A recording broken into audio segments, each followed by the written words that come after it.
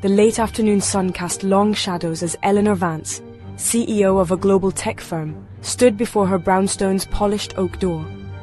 Her keys and phone were inside, leaving her stranded, disconnected from the world she usually commanded. She jiggled the handle, frustration mounting. She'd conquered boardrooms, but this door wouldn't budge. The silence of the street felt isolating, the bird's freedom mocking her predicament.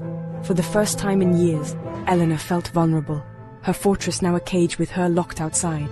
She considered her options: no phone, no easy solution, and the idea of asking for help felt humiliating. The irony stung. The powerful CEO locked out like a forgetful teenager. She leaned her forehead against the door, realizing how alone she truly was. The carefully crafted image of control was irrelevant here. On her own doorstep she was just a woman, locked out and unseen. The brownstone, once her sanctuary, now revealed the isolation she'd built around herself. A squeak of a bicycle chain and a child's laughter broke the silence. A man on a bike with a little girl behind him stopped at her steps. "Liam, everything all right, Mom? You look like you're having a tough time."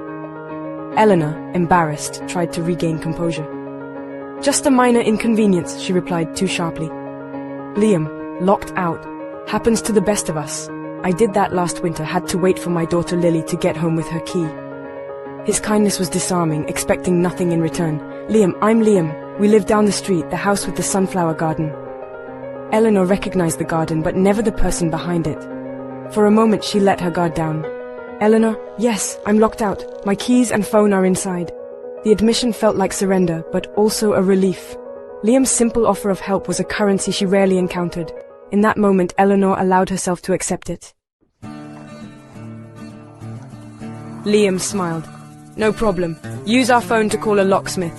We can offer you lemonade while you wait." Lily darted to the lawn, searching for Clover, while Liam led Eleanor to their home. The house was warm and lived in, filled with children's drawings and the scent of something baking. Eleanor called the locksmith, then settled into a comfortable armchair.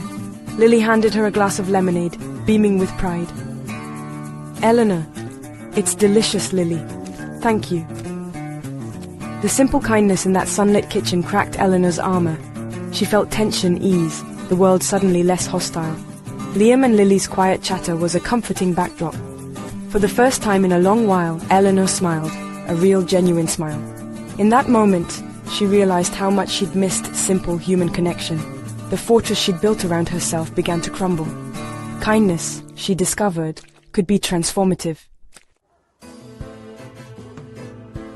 The next morning, Liam found a bouquet of sunflowers on his porch. Eleanor's formal thank you. He responded in his own way, a small basil plant in a rustic pot, with a note. "Thought your kitchen might like a little green. Liam and Lily."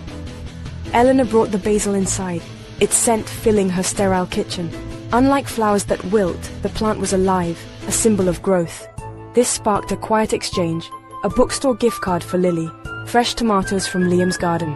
Each gesture was a window into their lives, a silent conversation. Eleanor began to notice the world outside her office, the changing seasons, the afternoon light. She watered the basil with care, feeling a new sense of dedication. The plant became a reminder of unexpected kindness. Connection, she learned, didn't require grand gestures. Sometimes it was as simple as a pot of basil on a doorstep. The exchange marked the start of something new. Eleanor found herself looking forward to each small surprise.